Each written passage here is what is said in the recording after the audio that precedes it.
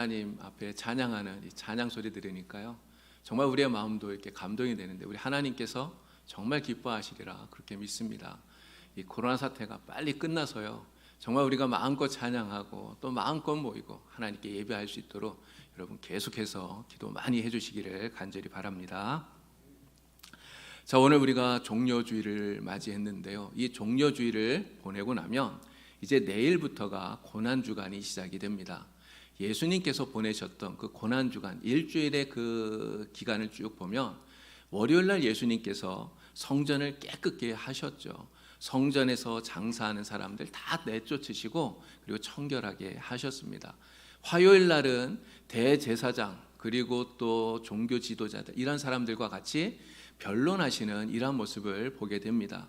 무슨 권세로 이런 일을 하느냐, 또 가이사에게 세금을 내는 것이 옳으냐 그르냐, 부활하고 나면 어떻게 되느냐, 종교 지도자들이 예수님께 이러한 질문을 했어요. 그럴 때 예수님께서는 정말 확실한 분명한 대답을 하셔서 이 종교 지도자들이 다시는 말하지 못하도록 그렇게 만드신 것을 우리가 보게 됩니다. 수요일에는 예수님께서 침묵을 하시고, 그리고 목요일에는 제자들과 함께 마지막 유월절 만찬을 드시고 기도하시고, 그리고 겟세마네 동산에 올라가셔서 기도하시죠. 그리고 그 기도하시고 난 이후에 로마 그 군병들에게 체포가 되는 것입니다. 그리고 체포되고 난 이후에 밤새도록 빌라도에게 또 헤롯에게 끌려다니면서 신문을 당하셨죠. 그리고 금요일 아침, 그리고 그 금요일 아침에 빌라도에게 사형 언도를 받으셨죠. 그리고 바로 형이 집행이 됩니다. 형이 집행이 되어서 오전 9시, 금요일 아침 9시에 십자가에 달리시고, 그리고 오후 3시에 운명하시게 된 거죠. 그렇게 운명하시고 난 다음 아리마다의 요셉이 준비해 놓았던 그 무덤에 예수님 장사되시고, 그리고 사흘을 보내시게 된 겁니다. 이제 이러한 주님이 고난당하신 이 고난주간, 내일부터 우리가 한 주 동안 우리가 보내게 됩니다. 이 고난주간을 우리가 보내면서 특별히 우리는 특별 기도회를 내일부터 가지려고 합니다. 이 특별 기도회에 우리 성도님들 다 같이 참여하셔서 정말 우리를 위하여서 십자가에서 이렇게 죽으신 우리 주님의 그 은혜, 우리 십자가의 주님을 기억하시고 또 주님께 기도하면서 큰 은혜를 받는 그런 시간이 다 될 수 있기를 바랍니다. 자, 오늘은 이 고난주간을 앞두고 우리 예수님께서 십자가에서 못 박혀 죽으실 때 예수님 양편에 달렸던 두 행악자, 두 강도, 그들의 모습을 통해서 하나님께서 우리에게 주시는 은혜를 함께 나누어 보려고 합니다. 말씀을 통해 또 큰 은혜 받는 여러분 되시기를 간절히 바랍니다. 자, 예수님께서 십자가에 못 박히실 때요, 예수님 좌우편에 함께 못 박힌 두 사람에 대해서 누가복음을 보면 행악자라고 이렇게 이야기를 하는데, 마태복음, 마가복음을 보면 이 사람들을 좀 더 구체적으로 강도라고 이렇게 이야기를 해요. 당시에 이 십자가 형벌은 아무나 당하는 게 아니었습니다. 이런 십자가 형벌은 정말 극악한, 너무나 처참한, 너무나 고통스러운 이러한 형벌 아닙니까? 십자가에 달리면 죽을 때까지 매달아 놓는 거예요. 하루, 이틀, 사흘, 며칠씩 가는 사람도 있었겠죠. 정말 거기에 달려서 죽을 때까지 끊임없이 이 고통을 느껴야 되는 것이 십자가 형벌입니다. 그래서 가장 잔인한 이 사형 방법인 이 십자가를요, 당시에 로마 시민권을 가지고 있는 사람이라면 아무리 극악한 사람이라도 그에게는 이 십자가형은 면해 주었다고 그래요. 그런데 이 두 행악자, 정말 얼마나 끔찍한 죄를 범했으면 이러한 십자가에 달려서 이러한 형을 당하게 되었을까요? 성경이 이들을 강도라고 말하고 있는데 그냥 강도가 아닌 것 같아요. 보통 강도가 아니라 정말 극악무도한 큰 죄를 범한 그러한 사람들이지 않을까 싶습니다. 자, 이러한 강도들 사이에 예수님께서 십자가에 못 박히시게 된 거예요. 여러분, 왜 예수님께서 이러한 강도 사이에 못 박히게 되었을까요? 왜 그들은 예수님을 이 두 강도 사이에다가 세워 놓았을까요? 이것은 예수님을 이 강도들과 똑같이 취급하고 있는 겁니다. 예수님이 십자가에서 못 박혀 죽는 것이 당연한 것처럼 그렇게 보여지게 하고 있다는 것이죠. 이사야서 53장을 보면 그리스도가 범죄자 중 한 사람으로 여김을 받았다. 이런 말씀이 나와요. 바로 예수님께서 이렇게 범죄자 사이에, 흉악한 강도들 사이에서 십자가에 못 박혀 죽으심으로써 바로 이 이사야의 말씀이 성취되고 있는 것을 우리가 보게 되는 것이죠. 자, 이렇게 예수님과 함께 십자가에 못 박힌 두 강도가 있습니다. 한 사람은 오른쪽, 한 사람은 왼쪽. 강도들이 못에 박혀 죽어요. 그런데 이 두 사람의 모습을 보면 그 모습이 너무나 대조적이라는 것이죠. 한 사람은 십자가에 못 박혀 죽으면서 오히려 예수님을 비방하고 조롱합니다. 그런데 한 사람은 자신의 죄를 깨닫고 예수님께 구원을 요청해요. 그래서 예수님이 주시는 구원을 얻고 천국을 얻는 이러한 복을 얻게 되는 것이죠. 예수여, 당신의 나라에 임하실 때 나를 기억해 주십시오. 이렇게 이야기한 그에게 예수님께서는 오늘 내가 나와 함께 낙원에 있으리라 말씀하시죠. 천국을 허락해 주시는 것입니다. 자, 오늘 내가 나와 함께 낙원에 있으리라. 주님이 하신 이 말씀, 내가 나와 함께 낙원에 있으리라 하는 이 말씀이 오늘 우리에게 주는 의미가 무엇인지, 이 말씀이 우리에게 주는 은혜가 무엇인지를 함께 나누어 보려고 합니다. 나와 함께 낙원에 있으리라. 이 말씀이 오늘 우리에게 주는 은혜가 무엇입니까? 구원 얻을 기회가 있을 때 그 구원 얻을 기회를 절대로 놓쳐서는 안 된다는 것을 하나님이, 우리 말씀이 오늘 우리에게 들려주고 있는 것이죠. 여러분, 두 강도가 사형을 받게 되어서 예수님과 함께 끌려갔어요. 그리고 갈보리 언덕에서 예수님을 가운데 두고 한 사람은 오른쪽, 한 사람은 왼쪽에 못 박혀서 죽음을 맞이하게 되었습니다. 십자가의 죽음, 말씀드린 것처럼 너무나 끔찍하죠. 정말 너무나 고통스러운 일입니다. 그러나 예수님과 함께 이 죽음의 자리에 있게 되었다고 하는 것, 여러분, 이것은 이 두 사람에게 있어서 구원받을 수 있는 마지막 기회가 되었다고 하는 점에 있어서 정말 이 두 사람에게는 너무너무나 큰 행운이었다 말할 수 있는 거예요. 여러분, 로또에 당첨될 확률이 얼마나 되는지 아십니까? 로또 당첨될 확률이요 814만 5,060분의 1이래요. 정말 어마어마하지 않습니까? 이걸 100분율로 따지니까 0.000012%랍니다. 이게 로또에 당첨된다는 것은 거의 불가능한 것 같아요. 진짜 되는 사람은 모르겠습니다. 엄청난 복이 있는 거겠죠. 근데 이 로또에 당첨될 확률이 벼락에 맞을 확률보다 2배나 더 낮다고 합니다. 벼락에 맞을 확률이 로또에 당첨될 확률보다도 더 높다는 거죠. 그러니 이 로또에 당첨되는 것은 정말 큰 행운이라고 말할 수 있는 것 아니겠습니까? 그런데 예수님이 돌아가시는 그 십자가 좌우편에 달린다고 하는 것, 여러분, 이걸 확률로 따질 수 있을까요? 예수님이 십자가에 돌아가실 때 같이 예수님 좌우편에 같이 있을 확률, 이런 확률로 따질 수도 없을 것 같아요. 정말 이것은 로또보다도 훨씬 더 어려운 그러한 일이라고 하는 것이죠. 여러분, 이 사람들이 만약 하루만 더 빨리 십자가에 처형되었더라면 이런 구원받을 수 있는 기회 자체가 없었을 거예요.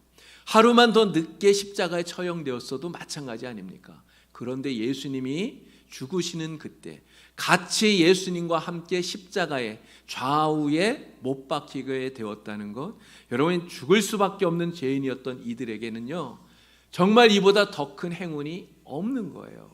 세상에서 가장 행복한 사람, 가장 복 있는 사람이 누구냐, 가장 행운의 사람이 누구냐, 바로 이 두 사람이라고 말해도 틀리지 않는 말인 것입니다. 자, 그런데 왼편에 있는 강도는 그 좋은 기회를 스스로 발로 차 버립니다. 그는 십자가 밑에서 조롱하고 있는 제사장, 관원들과 똑같이 예수님을 조롱하고 예수님을 비웃어요. 그가 뭐라고 말합니까? 당신은 그리스도가 아니냐? 내가 그리스도라면 너도 구원해보고 우리도 한번 구원해봐라. 그는 그렇게 이야기하고 있어요. 여러분, 이게 무슨 말입니까? 당신이 지금 그리스도라고 말하고 있지만 나처럼 이렇게 십자가에 못 박혀 죽는 거 보니 그리스도는 무슨, 너는 그리스도가 아니라 그리스도라고 사람들을 속인 거짓말쟁일 뿐이야. 그는 이렇게 이야기하고 있다는 거예요. 그러나 오른편에 있던 강도는 달라요. 오른편에 있는 이 강도는 자신이 죄인이라고 하는 것을 인정하고 있습니다. 그가 뭐라고 말합니까? 우리는 우리가 행한 일에 상당한 보응을 받는 것이다. 우리가 한 일에 대해서, 우리가 죄은 그 죄에 대해서 죄값을 받는 것이다. 그는 그렇게 이야기해요. 그래서 이렇게 죽는 것이 우리에게는 당연하다. 그들은 말하고 있습니다. 십자가 처형이 자기들이 지은 그 죄에 대한 상당한 보응이라고 그렇게 고백함으로써 자신들이 죽을 수밖에 없는 죄인이라고 하는 것을 이 오른편에 있는 강도는 인정하고 있다고 하는 거예요. 자, 그리고 그는 예수님을 구원자로 인정합니다. 그는 또 이렇게 이야기하죠. 이 사람은, 예수님은 행한 것이 옳지 않은 것이 없다. 그렇게 이야기를 해요. 이 오른편에 있는 강도는요, 예수님이 어떤 분이신지, 예수님이 행하신 그 일이 무엇인지를 이미 다 들어서 알고 있는 것 같아요. 예수님께서 병자를 고쳐주시고, 예수님께서 귀신을 내쫓으시고, 예수님께 나오는 사람들의 죄를 사해 주시고, 하나님의 나라 복음을 전하시는 그러한 예수님이 행하신 모든 일들을 들어서 이미 알고 있었다는 거죠. 그리고 그것을 통해서 예수님이 자신에게 구원을 주시는 구원자라고 하는 것을 인정하고 있는 것입니다. 그리고 이 사람은 어떻게 합니까? 바로 예수님께 구원을 요청하고 있는 거예요. 구원을 달라고 간청하는 거죠. 예수여, 당신의 나라에 임하실 때 나를 기억해 주십시오. 그는 예수님께 이렇게 말하고 있습니다. 왼편에 있던 강도가 지금 당장 처하고 있는 이 십자가 처형의 그 끔찍한 고통에서 한번 나를 구원해 봐라, 그렇게 소리치는 것과 완전히 달라요. 그는 자신의 죽음을 받아들여요. 죽음을 받아들이면서 죽음 이후 자신의 영혼을 예수님께 맡기고 있다고 하는 것입니다. 이렇게 오른편에 있는 이 강도는 비록 끔찍한 죄를 범하고 그로 인해서 무자비한 이 십자가의 형벌을 받아서 죽게 되었지만, 자기에게 주어진 이 구원을 얻을 수 있는 마지막 기회, 이 마지막 기회를 그는 붙잡고 있다고 하는 것입니다. 그것을 놓치지 않았던 거예요. 근데 어떤 사람들은 이런 이야기를 해요. 야, 지금은 뭐 나 하고 싶은 대로 내 마음대로 살다가 나중에 죽을 때 되면 그때 회개하고 예수 믿으면 되지 않나? 난 그렇게 하겠어. 이렇게 얘기하는 사람들이 있다는 겁니다. 여러분, 이 말처럼 어리석은 말이 어디 있습니까? 우리가 죽을 날이 언제인지 여러분 아시나요? 내가 언제 어떻게 죽을지 우리가 어떻게 압니까? 아무도 모르잖아요. 그리고 그때 죽기 직전 내가 예수님 나 믿습니다, 예수님 회개할게요, 이렇게 얘기한다고 여러분, 그게 진정한 회개가 되겠습니까? 구원 얻을 기회가 주어졌을 때 그 구원의 기회를 절대로 놓치면 안 되는 것이죠. 그래서 바울은 이렇게 얘기하는 거예요. 보라, 지금은 은혜 받을 만한 때요. 보라, 지금이 구원의 날이다. 바로 지금이 구원 얻을 때라고 이야기를 하는 것이죠. 여러분, 오늘 이 자리에 있는 우리들은 바로 주님이 주시는 그 구원의 때를 잃어버리지 않고 주님이 주시는 구원을 다 받은, 정말 하나님의 구원을 받은 그러한 주님의 백성인 줄로 믿습니다. 근데 우리의 친구들, 우리의 가족들, 우리의 이웃들, 우리가 사는 여기 영주에 사는 많은 사람들 가운데는요, 아직도 구원 얻지 못한 사람들이 너무 많아요. 여러분, 우리 간절히 기도해야 됩니다. 그들에게 복음이 들려질 때, 그들에게 예수의 이름이 증거되어질 때, 그들에게 구원받을 수 있는 그 기회가 주어졌을 때 그들이 그 기회를 잃어버리지 않게 해달라고, 그 기회를 잡아서 정말 구원받은 그러한 주의 백성이 되게 해달라고 여러분 기도하셔야 됩니다. 정말 그들도 예수님이 주시는 그 구원을 얻는, 그래서 하나님 안에서 영생의 기쁨을 누리는 그러한 사람이 될 수 있도록 간절히 기도하시고 그들에게 복음을 전하는 우리 모두가 될 수 있기를 간절히 바랍니다. 자, 나와 함께 낙원에 있으리라 주님 말씀하셨어요. 이 말씀이 우리에게 주는 또 하나의 의미가 있습니다. 누구라도 회개하고 예수님을 구주로 영접하기만 하면 반드시 구원을 주신다는 거예요. 누구라도 구원을 얻는다는 것입니다. 오른편 강도가 저지른 죄가 무엇인지 우리는 잘 몰라요. 그가 얼마나 흉악한 죄를 저질렀는지 잘 모릅니다. 그러나 십자가 처형을 당하는 것을 보면 분명히 그가 지은 죄, 정말 극악무도한 흉악한 범죄였을 거라는 것을 충분히 짐작할 수가 있습니다. 그런데 그는 이렇게 말해요. 우리가 행한 죄로 인하여 마땅한 벌을 받지만, 그러나 이분은, 예수님은 아무런 죄가 없으시다. 그는 이렇게 이야기하는 겁니다. 여러분, 이 말이 무엇입니까? 바로 이러한 고백은 자신의 죄를 고백하는, 예수님 앞에 회개하는 회개의 고백이라는 거예요. 여러분, 이 고백이, 바로 이 회개가, 이 구원을 바라는 그에게 우리 주님께서 용서와 구원을 베풀어 준 것인 줄 믿습니다.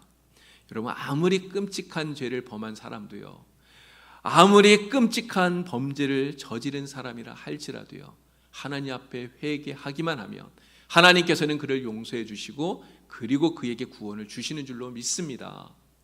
이 세상에 용서받지 못할 죄인이 있을까요? 여러분, 용서받지 못할 죄인, 용서받으면 안 되는 그러한 죄인이 있습니까? 그런 사람은 단 한 사람도 없어요. 성경이 우리에게 분명히 말씀하고 있습니다. 누구든지 주의 이름을 부르는 자는 구원을 받으리라. 하나님은 모든 사람이 구원받으며 진리를 아는 데 이르기를 원하시느니라. 누구든지 그리스도 안에 있으면 새로운 피조물이다. 주님이 말씀하고 있습니다. 성경 말씀이에요. 여러분, 이 말씀들 속에서 누구든지, 모든 사람, 여기에 해당되지 않는 사람이 있겠습니까? 해당되지 않는 사람이 없어요. 우리는 여기에 포함되어서는 안 된다고 생각하는 사람이 우리에게는 있을 수 있습니다. 우리는 그렇게 생각할 수 있어요. 그러나 하나님은 그렇게 생각하지 않아요. 하나님은 누구든지 어떤 사람이든지 구원받기를 원하셔요. 이것이 바로 하나님의 마음이라는 것이죠. 그러나 구원받기 위해서 우리에게 반드시 전제되어져야 하는 것이 하나 있어요. 그것이 무엇입니까? 회개예요. 회개하지 않으면 누구도 구원받을 수 없습니다. 반드시 회개해야 구원을 얻을 수 있는 것이죠. 여러분, 가룟 유다가 예수님을 팔고 은 30을 받았어요. 여러분, 그런데 가룟 유다는 그것 때문에, 예수님을 팔았다는 것 때문에 마음의 가책이 얼마나 컸는지 모릅니다. 엄청난 양심의 가책을 받았잖아요. 죄책감 때문에 그는 잠도 못 자요. 예수님을 팔고는 그 죄책감에 시달리다가 여러분 어떻게 합니까? 자기가 받았던 그 은 30을 다시 돌려주죠. 제사장들에게 돌려주었어요. 그리고 자기는 스스로 목을 메어서 죽고 말았습니다. 여러분, 이 가룟 유다가 회개한 것인가요? 가룟 유다가 회개했을까요? 여러분, 이 가룟 유다는 회개한 게 아니에요. 가룟 유다가 한 것은 자기가 한 그 행동에 대한 후회를 한 거예요. 후회하고 그리고 괴로워서 그냥 스스로 목매 죽은 것이죠. 그러나 아무리 후회한들, 여러분, 후회로만 끝나는 것은 절대로 회개가 아닌 것입니다. 회개는 예수님께로 돌이키는 거예요. 회개는 예수님께로 방향을 전환하는 것입니다. 이것이 회개예요. 회개하는 것은 후회뿐만이 아니라 반드시 행동의 변화를 가지고 온다는 것이죠. 여러분, 베드로가 그러지 않았습니까? 베드로도 똑같이 예수님을 부인했어요. 3번이나 예수님을 부인하고 저주까지 했죠. 여러분, 베드로도 후회했어요. 내가 왜 그랬을까? 후회했습니다. 후회하면서 땅을 치면서 통곡하면서 울었어요. 그러나 거기서 끝나지 않았다는 거죠. 베드로는 어떻게 합니까?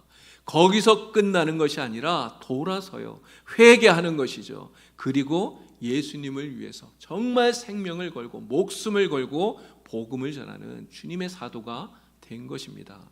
여러분, 이 오른편에 있는 강도, 사람들은 그렇게 얘기할 수 있어요. 이 사람이 구원은 받았는데 부끄러운 구원을 받았다. 물론 그럴 수 있습니다. 정말 아무것도 한 게 없잖아요. 살아있는 동안 여러분, 이 사람이 남을 위해서 무엇을 했겠습니까? 선을 행했을까요? 남을 도와주었겠습니까? 아무것도 한 거 없을 거예요. 오히려 다른 사람들을 괴롭히고 악독한 짓을 행하면서 정말 극악무도한 악행을 저질렀을 겁니다. 그런데 정말 운 좋게 예수님 돌아가실 때 오른쪽 편에 십자가에 매달려서 예수님에게 구원해달라고 한마디 한 것 때문에 구원받았다고. 여러분, 사람들이 이 사람이 받은 구원을 우습게 여길지 모르겠습니다. 그러나 이 사람이 받은 구원, 여러분, 이 구원이 정말 우스운 구원인가요? 정말 보잘것없는 그런 구원일까요? 그렇지 않아요. 여러분, 이 사람은 자신의 죄를 깊이 깨닫습니다.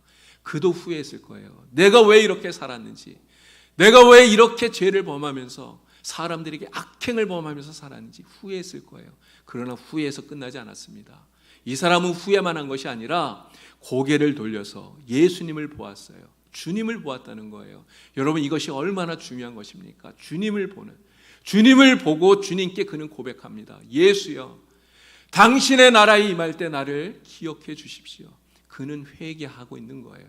여러분, 이렇게 회개하는 자에게 누구라도, 어떤 사람이라도 우리 주님은 구원을 주시는 것입니다. 우리는 이것을 믿는 거예요.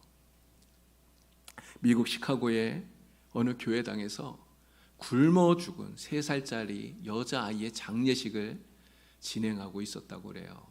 근데 거기에 한 알코올 중독자가 찾아옵니다.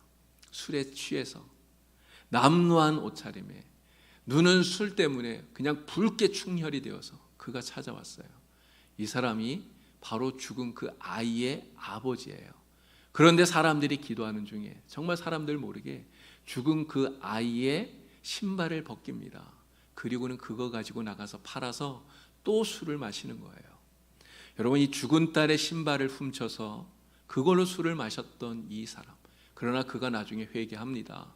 그리고 새 사람이 되어요. 그리고 목사가 되었어요. 이 사람이 시카고의 유명한 부흥사인 멜 트라더라고 하는 그러한 목사라고 합니다. 이 분이 목사가 되고 난 이후에 그가 자신의 그 과거를 돌아보면서 이렇게 간증을 했다고 그래요. 배가 고파서 굶어 죽은 딸의 장례식에서 그 신발을 벗겨서 술을 팔아먹은 그 파렴치한 자가 바로 저입니다. 그런데 하나님께서는 이 만물의 찌꺼기 같은 나를 용서하시고 나를 다시 살려주시고 하나님의 일꾼으로 삼아주셨습니다. 그는 그렇게 간증을 했다는 것이죠. 여러분, 예수님은요, 정말 용서하지 못하는 분이 없어요. 예수님에게 용서받지 못할 사람이 없는 것입니다. 예수님은 나 같은 죄인도 용서하시고 그리고 받아주셨지 않습니까? 구원을 베풀어 주신 것이죠. 오늘 우리는 하나님의 이 한없는 은혜, 정말 우리 주님의 이 놀라우신 은혜에 정말 감사하고 감격하면서 그 은혜에 감사하면서 살아가는 오늘 우리가 될 수 있기를 바랍니다. 십자가에 달리신 예수님, 나를 위해서 죽으신 그 예수님, 그 주님을 바라볼 때 정말 나와 같은 이러한 죄인을 용서하신 주님의 그 사랑을 깊이 깨닫고 이 사랑을, 이 은혜를 전할 수 있는 우리 모두가 될 수 있기를 바랍니다.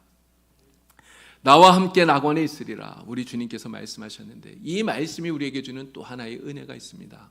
바로 회개하고 구원받은 자에게는요, 천국이 주어진다는 거예요. 천국이 주어진다. 자신의 죄를 회개하고 구원해 주시길 간절히 구하는 이 오른편 강도에게 예수님께서 하신 말씀입니다. 내가 진실로 내게 이르노니 오늘 네가 나와 함께 낙원에 있으리라. 주님이 말씀하셨어요. 어느 목사님께서 이런 이야기 하시더라고요. 요즘 교회에 목사들이 설교하는데 천국과 지옥에 대한 설교가 점점 없어지고 있다. 그래서 큰일이다. 이런 이야기를 하시더라고요. 근데 그 말씀을 듣고 보니까 정말 그런 것 같아요. 여러분, 목사들 설교를 보면 사실 천국과 지옥에 대해서 많이 설교하지 않습니다. 거의 대부분이 이 세상을, 지금 이 시간을 우리가 어떻게 살아야 될 것인가, 이러한 것들에 대한 설교를 많이 하는 것이죠. 그러나 지금 이 땅에서 우리가 풍요로운 삶을 살고 행복한 삶을 살고, 여러분 정말 중요합니다. 그러나 이보다 더 중요한 것이 무엇일까요?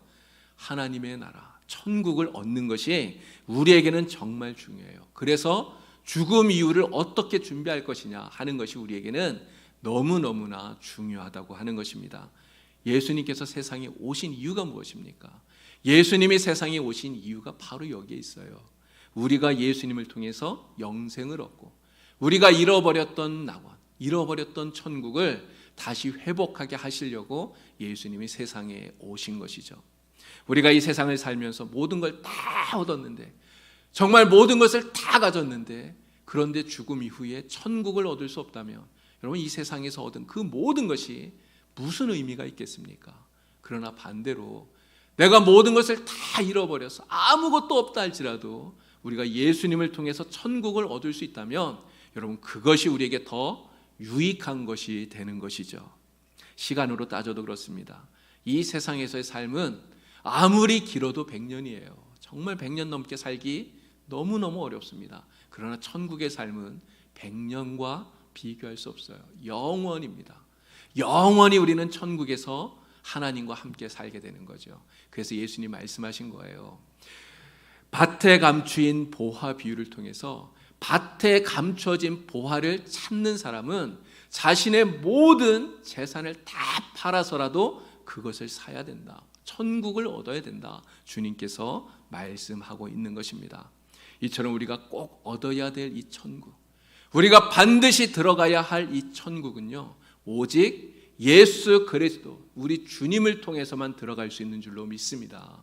예수님을 통해서만, 예수님을 나의 구주로 믿고 예수님께 나를 온전히 맡길 때, 정말 예수님만 신뢰할 때 우리는 천국의 문을 열고 주님께로 들어갈 수 있는 것이죠. 오른편에 있던 이 강도는요, 사실 우리가 보기에 그는 용서받을 수 없는 죄인이에요. 많은 사람들이 그렇게 생각했을 겁니다. 그는 용서받을 수 없는, 용서하면 안 될 그런 죄인이라고 말했을지 몰라요. 그러나 마지막 순간 그는 회개하고 예수님을 믿음으로써 우리 주님이 주시는 천국을 소유한, 영생을 소유한 자가 되었습니다. 어느 회사에요, 예수님을 잘 믿는 사장님이 있었다고 그래요. 그 회사의 사장님께서 자기 차를 운전하는 이 운전기사를 전도하려고 신앙에 대한 이야기를 가끔 나누었는데, 하루는 예수님이 다시 오시면 그러면 예수 믿는 그리스도인들은 예수님과 함께 천국에서 영원한 삶을 살게 된다, 이런 이야기를 같이 하게 되었답니다. 근데 이 이야기를 하면서 사장님이 그렇게 얘기를 했어요. 야, 예수님이 오시면 지금 이 차를 너가 가져라, 너 가져라 이야기했어요. 그랬더니 기사가 굉장히 좋아하는 거. 정말입니까? 사장님이 이야기했어요. 이 차만 갖지 말고 예수님이 오시면 내 집도 갖고 내 재산도 내가 다 가져라 이야기를 한 거예요. 그랬더니 이 기사가 예수님 오셨을 때 딴 말하면 안 됩니다 그러면서 막 다짐을 하면서 진짜 예수님 빨리 오시면 좋겠다고 막 이렇게 이야기를 한 거예요. 그리고 집에 돌아갔죠. 밤에 잠을 자는데 사장님이 했던 이야기를 떠올리면서 곰곰이 생각해 보니까 잠이 안 오는 거예요. 잠이 안 와요. 그 이야기를 곰곰이 곱씹어 보다가 그는 자리에서 벌떡 일어났습니다. 그리고는 한 걸음에 사장님 집을 가서 그 집을 두들겼죠. 사장님을 나오라고 두들겼어요. 사장님이 자다 말고 깜짝 놀라서 나왔어요. 야, 무슨 일이야? 사장님, 저 사장님 자동차 싫습니다. 저 사장님 집도 싫고요, 재산도 싫고요, 다 싫어요. 사장님이 물었어요. 야, 자동차도 싫고 집도 싫고 재산도 싫고 그럼 너는 뭘 원하냐? 이 사람이 이렇게 이야기를 했대요. 사장님, 저도 천국을 원합니다. 저도 사장님처럼 예수님이 오시면 천국에 들어가고 싶어요. 이야기를 하더래요. 여러분 그렇지 않습니까? 이 세상의 모든 어떠한 것보다도 천국보다 더 값지고 귀한 것이 없는 거예요. 우리는 그것을 얻어야 되는 것이죠. 오늘 우리가 바로 예수님을 믿음으로써 이러한 천국을 소유하고 얻은 사람인 줄로 믿습니다. 예수님 십자가 오른쪽에 있었던 강도, 그는 아무런 공로가 없었어요. 천국을 얻을 수 있는 아무런 것도 행하지 않았습니다. 그러나 오직 예수님을 바라보고 예수님을 믿음으로 말미암아 우리 주님이 이 천국을 주신 것이죠. 오늘 우리도 똑같지 않습니까? 우리도 공로가 없어요. 우리도 아무것도 내세울 게 없습니다. 그러나 예수님을 믿음으로 말미암아 우리가 믿는 그 믿음을 보시고 우리 주님이 우리에게 천국을 주신 줄로 믿습니다. 저와 여러분은 바로 이 천국을 소유한, 천국을 가진 자로 오늘 살아가고 있는 줄로 믿습니다. 여러분, 이 천국을 소유한 이 기쁨을 잃어버리지 마시고 정말 이 기쁨을 날마다 누리면서 이 기쁨을 전할 수 있는 저와 여러분이 다 될 수 있길 바랍니다. 예수님 십자가 좌우편에 못 박혔던 두 행악자의 모습, 사실 생각해보면 여러분 그 모습이 우리들의 모습이에요. 사실은 우리가 그렇게 십자가에 못 박혀 죽어야 할 죄인들이라는 것이죠. 그러나 그 오른편에 달려있던 이 강도는 자신에게 주어진 그 구원의 기회를 놓치지 않았습니다. 자신의 죄를 회개하고 예수님을 구주로 영접하고 그리고 예수님께 구원받고 주님 주시는 영생을 누리게 되었죠. 이제 내일부터 고난주간이 시작이 됩니다. 아까 말씀드린 것처럼 여러분, 이 고난주간 우리가 의미 없이 보내면 안 됩니다. 정말 이 고난주간에 나를 위하여서 십자가에서 죽으신 우리 주님을 생각하면서 하나님이 우리에게 베풀어 주신 그 은혜를 생각하면서 정말 우리는 기도하며 은혜로운 시간을 우리는 보내야 되는 것이죠. 이 한 주간 여러분, 정말 이 고난주간 우리 십자가의 주님을 생각하면서 믿음으로 보내는, 은혜 가운데 보내는 여러분들이 다 될 수 있기를 바랍니다.